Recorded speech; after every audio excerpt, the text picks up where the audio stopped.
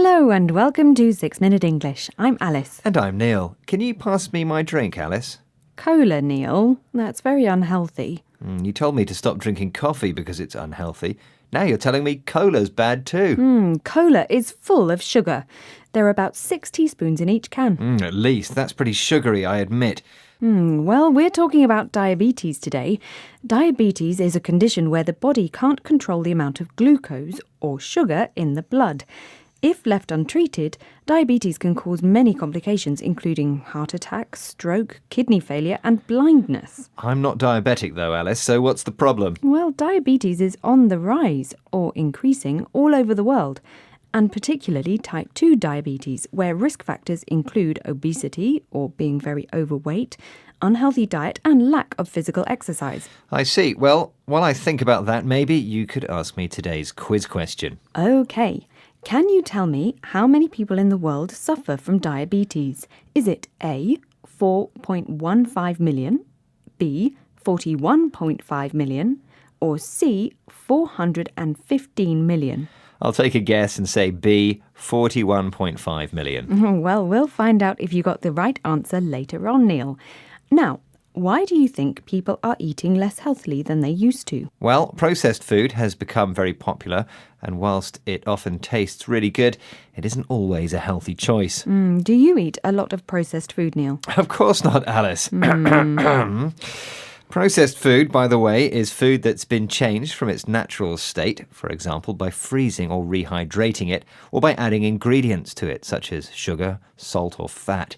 But let's move on now and talk about exercise. OK, but I hope you aren't planning to have fried chicken again for lunch today from that dodgy fast food joint round the corner. Now, one reason that people are taking less exercise than they used to is because of lifestyle changes.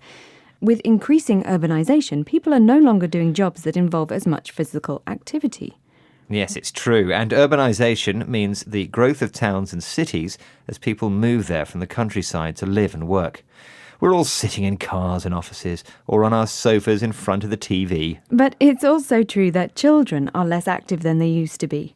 I remember running around all the time outdoors when I was a kid. Nowadays, they're all in front of screens, playing computer games or watching videos on YouTube. So adults and children are at higher risk of developing diabetes if they're overweight, because they're likely to have higher levels of sugar in their blood. Let's hear more about this from Dr. Etienne Krug from the World Health Organization. Well, diabetes is kind of a continuum. Gradually, the levels of sugar in the blood increase until reaching the level of being diagnosed with diabetes.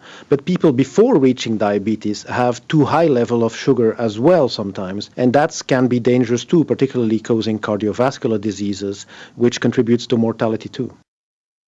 What's a continuum, Alice? It's something that changes slowly over time.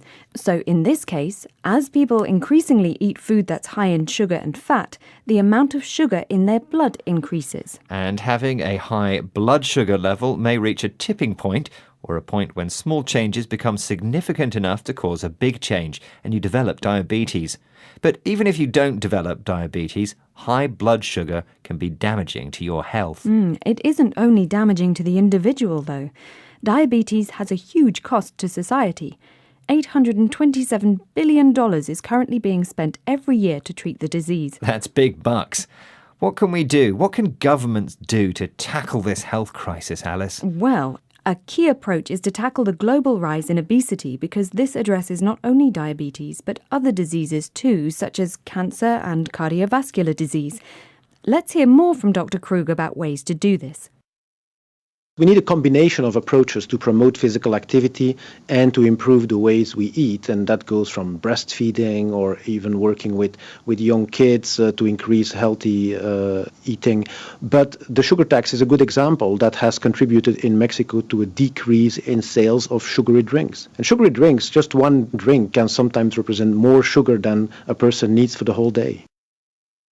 Government schemes to encourage healthy eating sound like a good plan, but trying to get kids to eat vegetables might be tough. Or stop you from drinking sugary drinks, Neil, for that matter. Leave me alone. Oh, all right then. But the government tax on sugary drinks has worked in Mexico, and the UK government is also planning to do this. Okay, now remember I asked you, Neil, how many people in the world suffer from diabetes? Is it A, 4.15 million, B, 41.5 million, or C, 415 million? And I said 41.5 million. Sorry, that's the wrong answer, Neil. Of course it's the wrong answer. Yes, I'm afraid so.